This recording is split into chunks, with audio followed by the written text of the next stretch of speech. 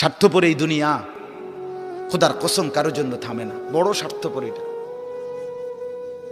আগের গাড়ির 3 জন প্যাসেঞ্জারও যদি রক্তে ভাইসা যায়, মইরাও যায়, পিছনে জ্যাম বাজলে এরা শুনতেছে যে সামনের গাড়ি অ্যাক্সিডেন্ট করে 2 জন লোক মরে গেছে, এরা এরপরও চিল্লায় যে পুলিশ কই, রাস্তা ক্লিয়ার করে নাকা, মরলে মরছে, না মরলে সরাও। কারো হাতে সময় নাই।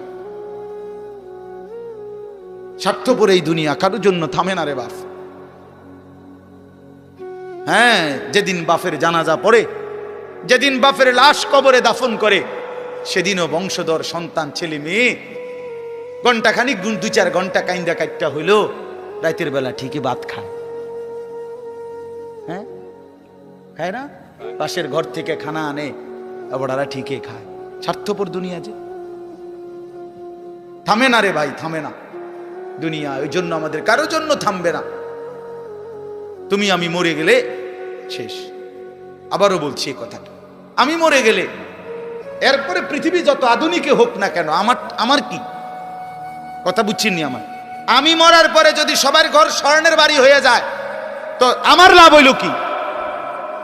আমার মৃত্যুর পরে যদি সব মানুষ আধুনিক হইয়া সাঁতের দেশেও জায়গা, আমার ফায়দা কি?